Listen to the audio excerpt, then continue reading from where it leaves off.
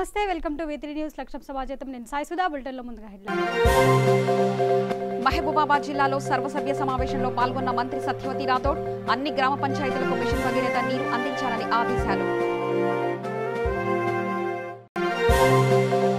Ghatkesar town హత్య కేసును ఛేదించిన పోలీసులు వివాహేతర సంబంధాలే హత్యకు కారణమని విచారణలో వెల్లడి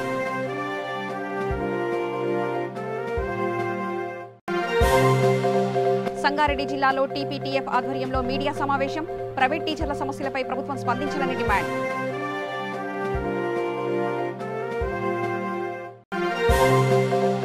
మాసప్ ట్యాంక్ స్ప్రింగ్ ఫీల్డ్ స్కూల్ వద్ద ఆందోళనకు దిగిన విద్యార్థులు తల్లిదండ్రులు స్కూల్ యాజమాన్యం విద్యార్థులను వేధింపులకు గురిచేస్తుందని ఆరోపణ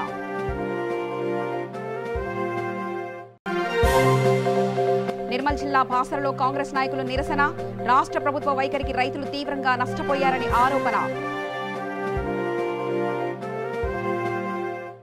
డీటెయిల్స్ చూస్తే మహబూబాబాద్ జిల్లాలోని అన్ని గ్రామ పంచాయతీలకు మిషన్ భగీరథ నీటిని అందించాలని మంత్రి సత్యవతి రాథోడ్ అన్నారు. పట్టణంలోని నందన గార్డెన్స్ లో జిల్లా జెడ్పీ చైర్పర్సన్ బిందు అధ్యక్షతన జిల్లా పరిషత్ సభ సమావేశం నిర్వహించారు. ఈ సమావేశంలో ముఖ్య అతిథిగా మంత్రి హాజరై మాట్లాడుతూ సీఎం కేసీఆర్ మిషన్ భగీరథను ప్రతిష్టాత్మకంగా తీసుకున్నారని, వాటర్ ట్యాంకులు పైప్ లైన్లు పనులను వెంటనే పూర్తి చేయాలని, ప్రజలకు తాగునీటి అందించాలన్నారు. ఈ నెల 25 నుంచి నిర్వహించనున్న హరితహారం కార్యక్రమంలో అధికారులందరూ పాల్గొని విజయవంతం చేయాలని పిలుపునిచ్చారు. పోడు సమస్యను పరిష్కరించేందుకు చర్యలు తీసుకుంటామని తెలిపారు. కరోనా సీజనల్ వ్యాధులపై వైద్యులు ప్రజలను అప్రమత్తం చేయాలన్నారు. జెడ్పీ చైర్పర్సన్ బిందు మాట్లాడుతూ గ్రామాభివృద్ధికి అధికారులు ప్రణాళిక సిద్ధం చేసుకోవాలని సూచించారు. ఈ కార్యక్రమంలో ఎంపీ మల్లోతు కవిత, ఎమ్మెల్యేలు Redya Naik, Seethakka, Shankar Naik, collector VP Gautham, ZP CEO Sanyasaiah తదితరులు పాల్గొన్నారు. ఎస్ఆర్ఎస్పీ కాలువల ద్వారా చెరువులను నింపుకునే క్రమంలో కట్టే ఓటీలు కావచ్చు, అక్కడ వరకు పోయి కాలువల్ని మరమ్మతులు చేసుకోవడం, మరి స్ట్రెంత్ మామూలుగా కట్టెలు స్ట్రెంత్ చేసుకోవడం కావచ్చు, మొక్కలు బాగు చేసుకోవడం, లేకపోతే తూములను బాగు చేసుకోవడం, ఇవన్నీ ఉన్నాయి. కాబట్టి ఒక కొద్ది రోజుల్లోనే ఒక సమావేశం ఏర్పాటు చేసుకుందామని చెప్పి నేను భావిస్తున్నాను. ఆ విధంగా చేసుకుందాం. ఈరోజు ప్రధానంగా ఈ సభ దృష్టికి వచ్చిన గౌరవ ప్రజాప్రతినిధులను గౌరవించే క్రమంలో గౌరవ కలెక్టర్ గారు వాళ్ళకు ఒక ఇన్స్ట్రక్షన్ ఇవ్వాలి. అన్ని మండల సభలకు అధికారులు వెళ్ళాలి, ప్రజాప్రతినిధులను గౌరవించుకోవాలి. ఎక్కడైనా ఇరిటేషన్ ఉంటే గౌరవ ఎంపీపీలకు, జెడ్పీటీసీలకు, ఎంపీడీఓ, ఎంఆర్ఓలకు ఏదైనా ఇబ్బంది ఉంటే కూర్చోబెట్టి ఆ మండలానికి ఒక స్పెషల్ ఆఫీసర్ని పంపించి మీరు ప్రత్యేకంగా చొరవ తీసుకొని వాటిని సాల్వ్ చేయాలని చెప్పి నేను కోరుతా ఉన్నాను. హరితహారాన్ని చాలా సమర్థవంతంగా ఒక ఉద్యమ స్ఫూర్తితో చేపట్టాలి. మరి అవన్నీ బతికేటట్టు ఆ సర్వైవ్ రేట్ కూడా 85% ఎక్కువ ఉండేటట్టు. మానుకోట అంటేనే మాను అంటే చాలా పెద్ద అడవి, పెద్ద పెద్ద చెట్లను మానం, మరి మొక్కయి ఉండండి మానయ్య అంటే మానంటే చాలా పెద్ద వృక్షం అని అర్థం. మనం చిన్నప్పుడు ఈ ప్రాంతంలో పుట్టి పెరిగిన వాళ్ళం, మనం ఈ ప్రాంత అడవిని చూస్తాం. కానీ రోజు రోజు అంతరించిపోతున్నాయి.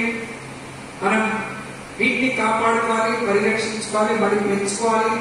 కాబట్టి ఏ విధంగా బ్లాక్ ప్లాంటేషన్ ఏ విధంగా చేయాలి, ఈ కాలువల వెంట లేకపోతే పంట పొలాల వెంట ఏ విధంగా చెట్లు పెంచుకోవాలి, ఏ విధంగా అడవులను సంరక్షించుకోవడం ద్వారా పర్యావరణాన్ని, వర్షపాతాన్ని ఎక్కువ పెంచుకునే అవకాశం ఉండదు, పెంచుకుందాం. కలెక్టర్ గారు అంటున్నారు, సీతక్క గారు అన్నట్టు మునుగు ఇన్ఛార్జి మంత్రిగా వారు అక్కడ శాసనసభ్యులు ఉన్నారు.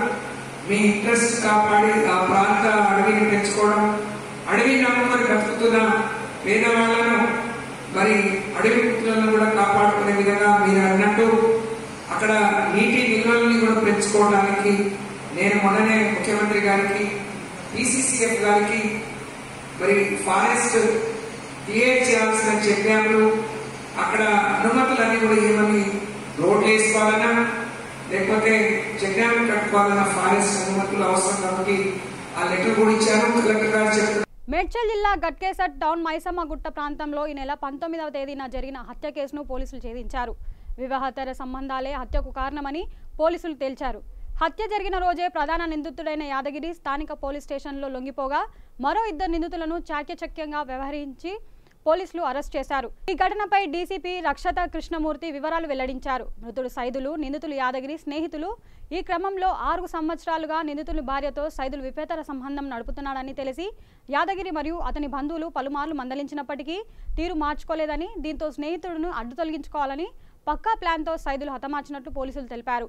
సైదులను వెంట పెట్టుకుని నగర శివారు ప్రాంతమైన గట్కేసర్కు ఆటోలో వచ్చి మద్యం కొనుగోలు చేసి మైసమ్మగుట్ట ప్రాంతానికి చెందిన అతని స్నేహితులు మహిపాల్, శివతో కలిసి మద్యం తాగి పథకం ప్రకారం వెంట తెచ్చుకున్న కత్తులతో సైదులను హత్య చేసినట్లు వివరణలో తేలింది. తదనంతరం A1 నిందితుడు స్థానిక పోలీస్ స్టేషన్లో లొంగిపోగా A2, A3 నిందితులు పరారీలో ఉన్నారు. గట్కేసర్ పోలీసులు వాహన తనిఖీలు చేస్తుండగా మిగతా 2 నిందితులను అనుమానాస్పదంగా తిరుగుతుండగా వారిని అదుపులోకి తీసుకొని విచారించారు. విచారణ అనంతరం నిందితులను అరెస్ట్ చేసి రిమాండ్కు తరలించారు. This press meet is for the murder case of Madaramuni Saidulu. So manaki 19th that is a Friday రోజు 3:30కి కంప్లైనెంట్ వచ్చి Madaramoni Hussain resident of Mansoorabad LB Nagar వాళ్ళు మన పోలీస్ స్టేషన్కి అప్రోచ్ అయ్యారు దట్ వాళ్ళ అబ్బాయి డెడ్ బాడీ మిస్టీరియస్ సర్కమ్స్టాన్సెస్లో with a lot of stabbing wounds. ఇది మన గట్కేసర్లో సర్వే నంబర్ 548 నియర్ మైసమ్మగుట్టలో దొరికింది అని. సో బేస్డ్ ఆన్ దిస్ మన SHO Ghatkesar registered crime number 275/2020 under 302 and took up the investigation. ఇదిలో ముగ్గురు అక్యూజ్ని yesterday మధ్యాహ్నం we arrested them in Gatkesar area itself, in Gatkesar village, and also వాళ్ళ నుంచి 2 knives, ఒకటి చిన్న నైఫ్ అండ్ ఒక స్వోర్డ్ లాగా పెద్ద నైఫ్, తర్వాత 1 auto and blood strain clothes of A1 వచ్చేసి హీఈస్ అల్లకుంట యాదగిరి, అండ్ A2 వచ్చేసి సంపంగి మహిపాల్, A3 వచ్చేసి దీశెట్టి శివ. A2, A3 ఇక్కడ గట్కేసర్ విలేజ్లో ఉంటారు. A1 వచ్చేసి హీజ్ అ క్లోజ్ ఫ్రెండ్, అంటే 15 years నుంచి డిసీజ్డ్కి అక్యూజ్కి ఇద్దరికి తెలుసు ఒకరొకరు. దట్ ఈస్ యాదగిరి అక్యూజ్ వచ్చేసి Saidulu, their close friends and కలిసి వాళ్ళు మన్సూరాబాద్లోనే ఉంటారు. ఒక 15 years నుంచి లేబర్ పని కూడా ఒట్టగా చేస్తారు.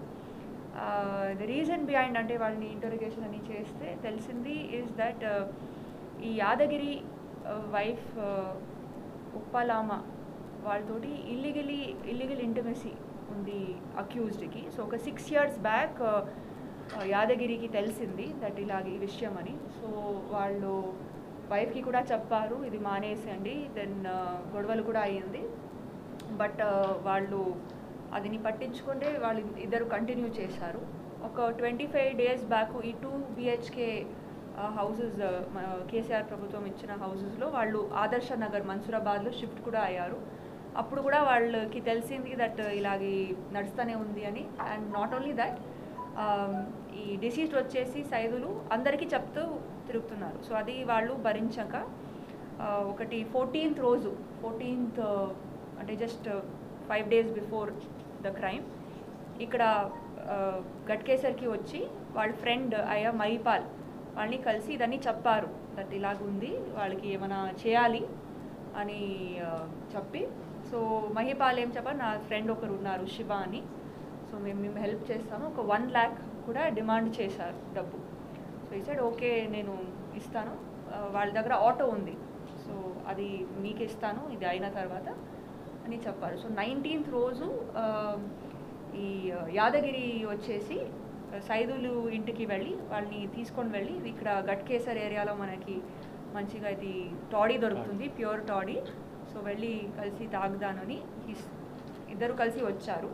వచ్చి మహిపాల్ని కలిసి ఇది ఫ్రెండ్ అని చెప్పి శివ. సో నలుగురు ఈ లక్కీ వైన్స్ గట్కేసర్ దగ్గర కూడా వెళ్ళి అక్కడ కొన్ని ఆల్కహాల్ బాటిల్స్ తీసుకుని ఈ సర్వే నంబర్ 548కి వెళ్ళారు.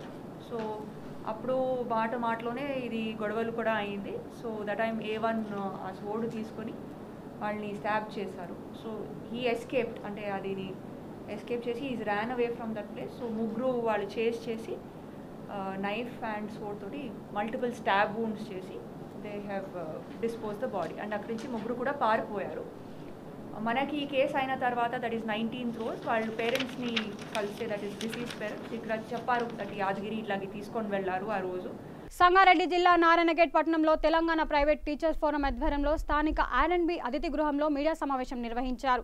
ఈ సమావేశంలో నారాయణగేట్ డివిజన్ TPTF ప్రధాన కార్యదర్శి అబ్దుల్ సాయిద్ మాట్లాడుతూ లాక్డౌన్ కారణంగా 3 నెలలుగా వేతనాలు లేక ప్రైవేట్ టీచర్ల జీవనంలో ఎంతో కష్టంగా మారింది అని అన్నారు.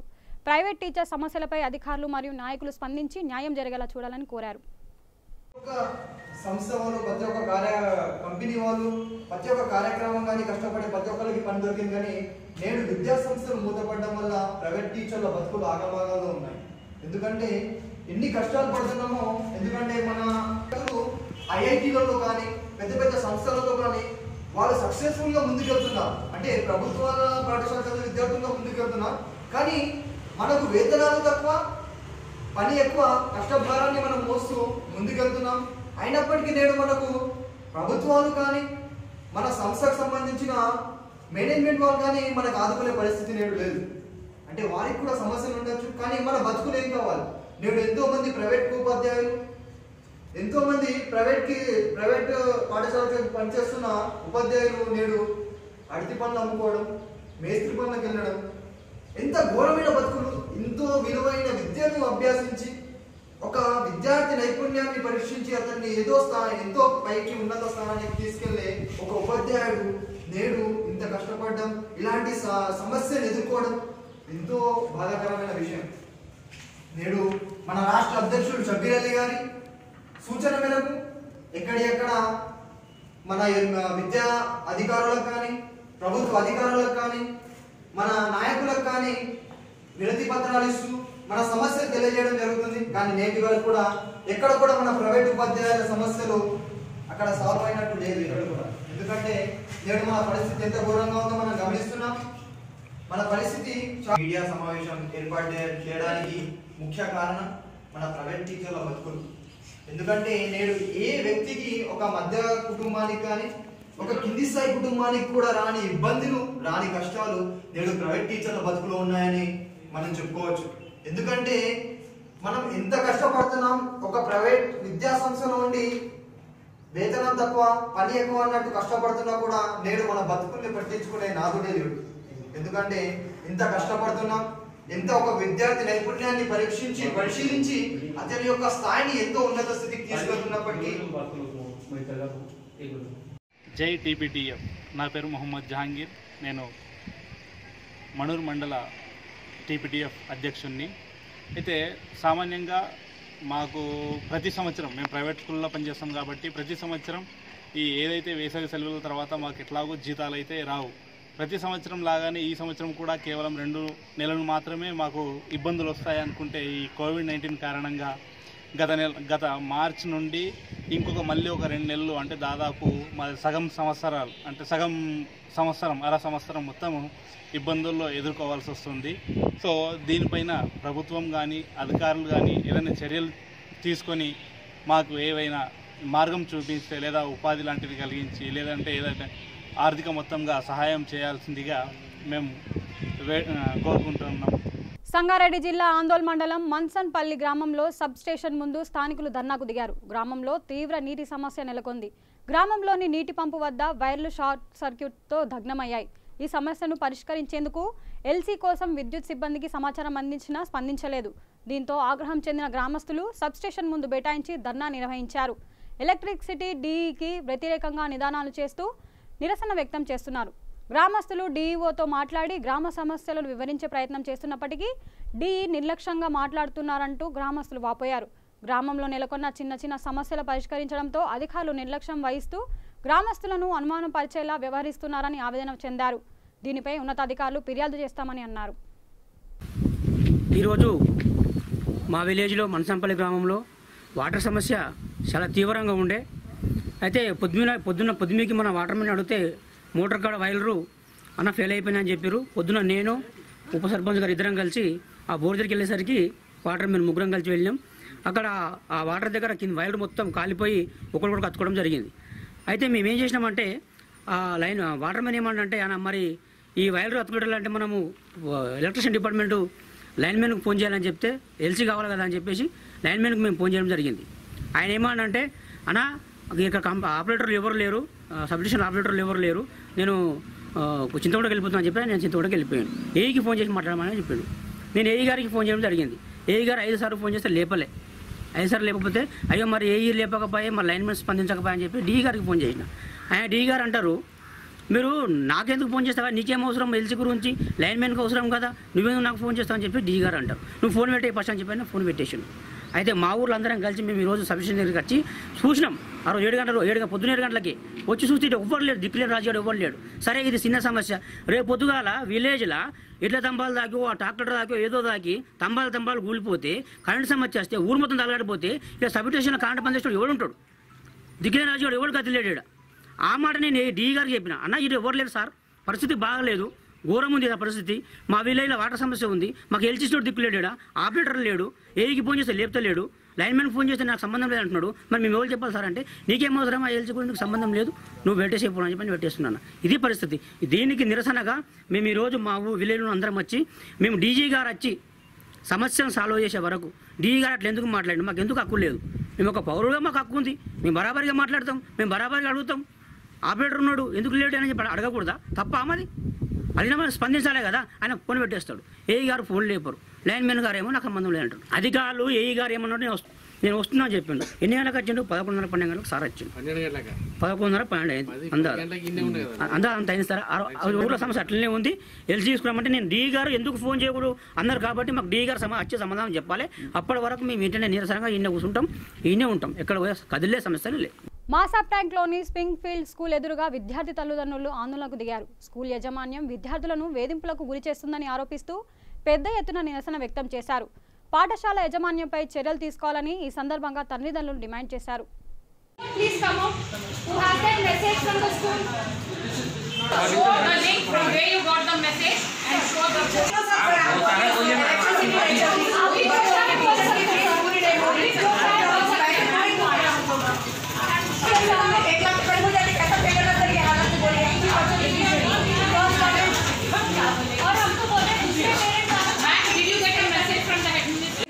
नोटिस लगा लेंगे सब।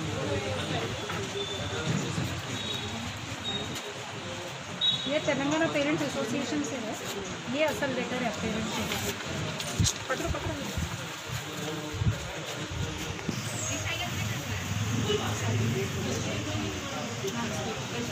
क्या डिमांड है बताइए।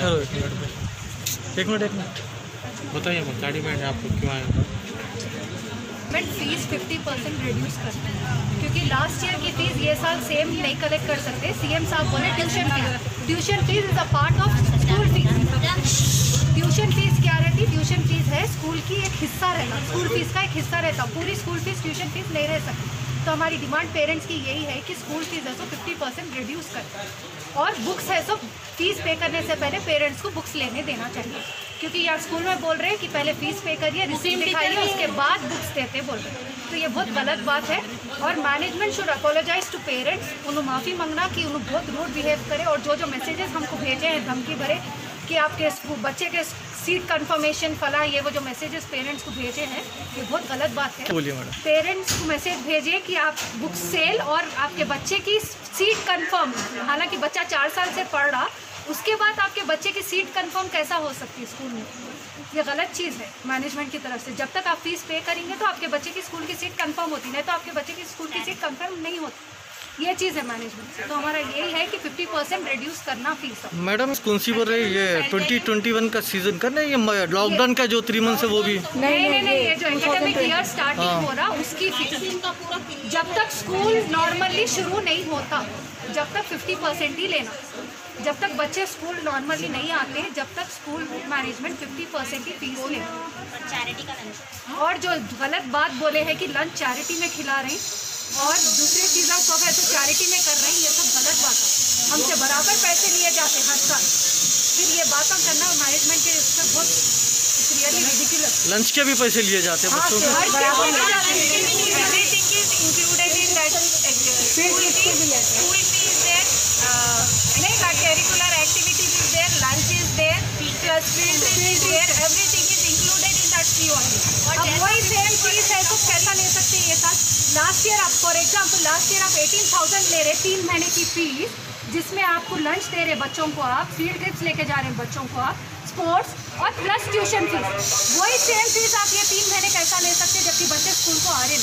इलेक्ट्रिसिटी बच रही वो लोगों की और लंच बच रहा, आया लोगों के सैलरीज बच रहे, ड्राइवर के सैलरीज बच रहे, बसेस के ट्रांसपोर्ट के पेट्रोल बच रहे, हर चीज़ बच रही वो लोगों को। कैसा ले सकते हैं? अगर 50% फीस कम हुई तो हम लोग कल फीस पे करने तैयार है पेरेंट्स। आज बुक्स लोग तो ले लेते हैं 50% आप फीस कम करिए। Mostly parents are ready to pay by tomorrow if we consider now. Online और ऑनलाइन बेस भी है सो छोटे बच्चों के लिए उतना रिकमेंड नहीं है, फिर भी हम लोग कॉपरेट करने को तैयार है, वो भी सिर्फ 1st से 5th क्लास के लिए। नर्सरी टू UKG तो ऑनलाइन क्लासेस बिल्कुल वेस्ट है। నిర్మల్ జిల్లా బాసర మండల కేంద్రంలో కాంగ్రెస్ పార్టీ నాయకులు స్థానిక తహసీల్దార్ ముందు బైఠాయించి నిరసన వ్యక్తం చేశారు. కార్యాలయంలో రైతుల సమస్యలపై వినతి పత్రాన్ని అందించారు.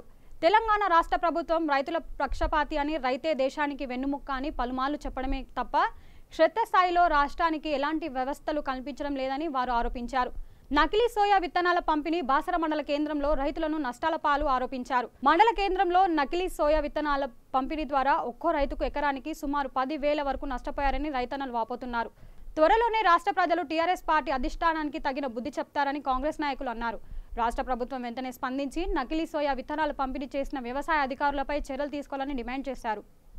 తెలంగాణ రాష్ట్ర ప్రభుత్వం రైతులకు అండగా ఉంటా, రైతులకు భరోసా ఇస్తా అని చెప్పి కూడా ఈరోజు రైతుకు రుణమాఫీ చేస్తా అని 1,00,000 రూపాయలు రుణమాఫీ చేయలేకపోయింది. అలాగే రైతులకు పెట్టుబడి సాయం అందిస్తా అని రైతు బంధు పెట్టి ఈరోజు ఎలక్షన్ టైంలో రైతు బంధు ఇచ్చి ఈరోజు కరువు కాలంలో, ఈరోజు కరోనా కాలంలో కూడా రైతు బంధు డబ్బులు ఇవ్వలేకపోవడం ఈరోజు సిగ్గుచేటుగా బాధపడుతున్నాము.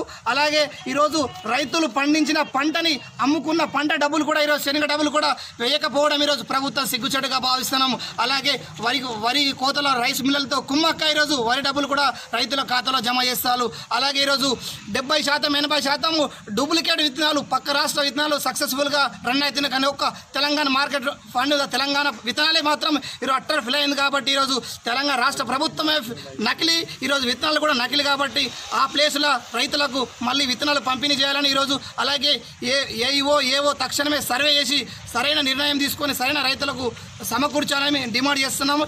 లేని పక్షంలో రాష్ట్ర స్థాయి నాయకులతో కలిసి పెద్ద ఎత్తున ఉద్యమం చేపట్టాలని డిమాండ్ చేస్తున్నాం.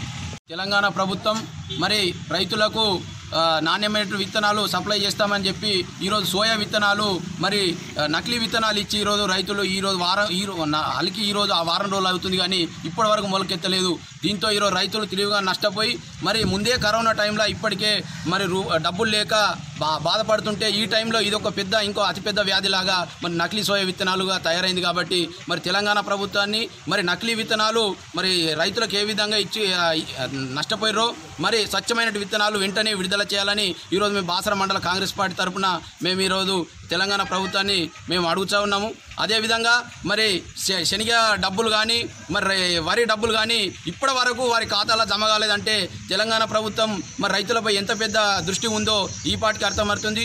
తక్షణమే రైతుల డబ్బులు ఇమీడియట్లీ ఆ డబ్బులు జమ చేస్తే మరి ఇప్పుడున్న ఈ పంట కన్నా వారికి ఉపయోగపడుతుందని మేము ఈరోజు కోరుచా ఉన్నాం. అదేవిధంగా మరి రైస్ మిల్లలతోని మిగతా అందరితో కుమ్మక్కుపోయి ఈరోజు మేము రైతు ప్రభుత్వం అని చెప్పుకునే తెలంగాణ ప్రభుత్వం మరి ఈ విధంగా రైతులతోని అన్యాయం చేస్తూ మరి అదేవిధంగా ఇప్పుడు ఆ డబ్బులు కూడా వేస్తా అని చెప్పి కూడా మరి కొన్ని 5 ఎకరాల లోపే ఇస్తాము, 10 ఎకరాల లోపే జమ చేస్తామని రైతు బంధు కూడా ఇవ్వడం లేదు. తక్షణమే రైతుల గురించి తగు చర్యలు తీసుకొని స్వచ్ఛమైనటువంటి విత్తనాలు మరి రైతులకు అందజేయాలని ఈరోజు బాసర మండల కాంగ్రెస్ తరఫున మేము డిమాండ్ చేస్తూ ఉన్నాం. పట్టణ ప్రగతి కార్యక్రమంలో భాగంగా కాటేదాన్లోని రాజీవ్ గృహకల్పనలో కార్పొరేటర్ రాగం నాగేందర్ యాదవ్ ఆధ్వర్యంలో స్పెషల్ డ్రైవ్ నిర్వహించారు. ఇందులో భాగంగా రోడ్డుకు ఇరువైపులా ఉన్న చెట్లు, మట్టి కుప్పలను జేసీబీ టిప్పర్లు, బాబ్ఘాట్ మిషన్లతో తొలగించారు. ఇళ్ల పరిసరాలను, రోడ్లను పరిశుభ్రంగా ఉంచుకోవాలని కార్పొరేటర్ స్థానికులకు సూచించారు. వర్షాకాలంలో మరింత జాగ్రత్తగా ఉండాలని, సీజనల్ వ్యాధులు సంక్రమించకుండా, దోమలు నిల్వ ఉండకుండా చూసుకోవాలని తెలిపారు. కరోనా కేసులు రోజురోజుకి పెరుగుతున్న దృష్ట్యా డివిజన్ ప్రజలంతా జాగ్రత్తలు పాటించాలని అన్నారు. ఈ కార్యక్రమంలో ward member Srikala, Venkateswarlu, Bhagyalakshmi, Ravi, SFI Shiva తదితరులు పాల్గొన్నారు.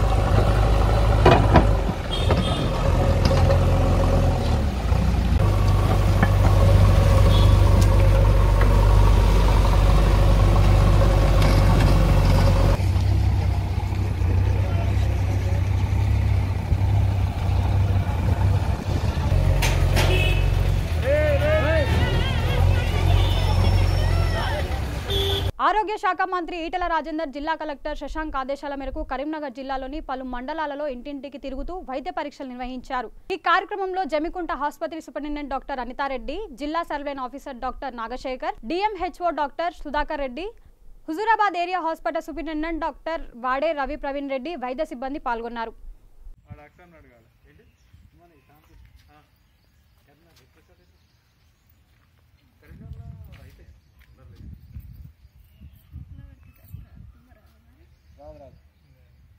స్పెషాలిటీ అది.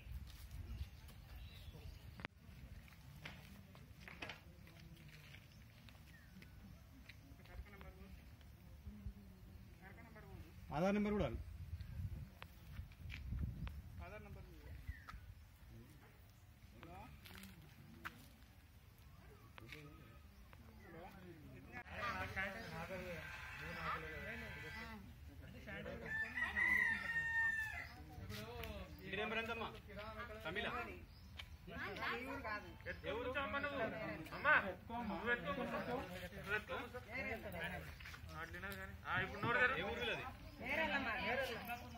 కమలాపూర్ మండలమా? ఇక్కడ ఎందుకున్నావు?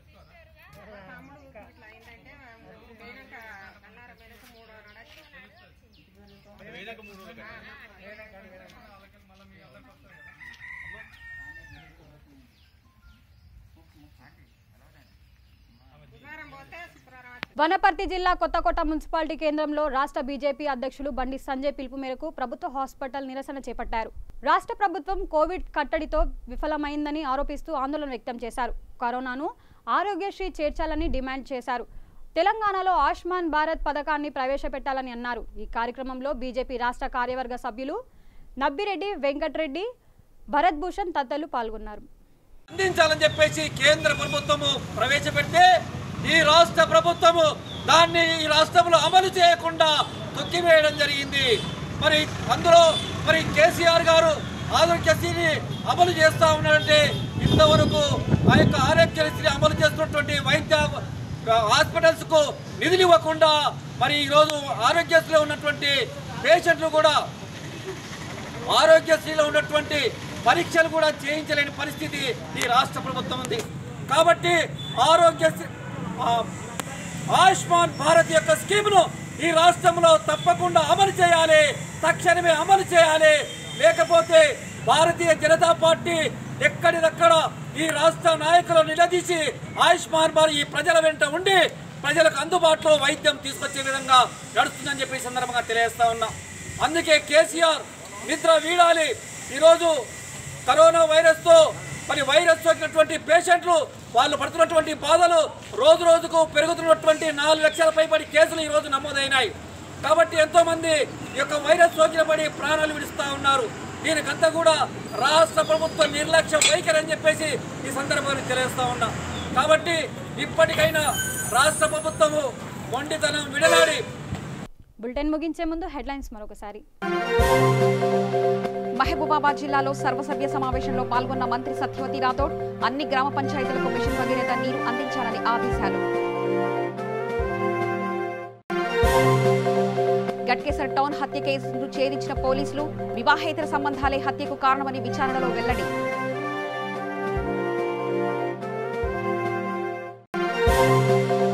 సంగారెడ్డి జిల్లాలో టీపీటీఎఫ్ ఆధ్వర్యంలో మీడియా సమావేశం. ప్రైవేట్ టీచర్ల సమస్యలపై ప్రభుత్వం స్పందించాలని డిమాండ్.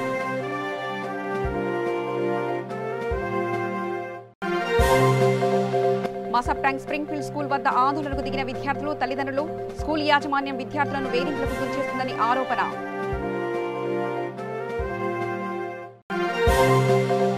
నిర్మల్ జిల్లా బాసరలో కాంగ్రెస్ నాయకులు నిరసన. రాష్ట్ర ప్రభుత్వ వైఖరికి రైతులు తీవ్రంగా నష్టపోయారని ఆరోపణ. ఇవి బులెటిన్ అప్డేట్స్. చూస్తూనే ఉండండి V3 న్యూస్. లక్ష్యం సమాజంతో. నమస్తే.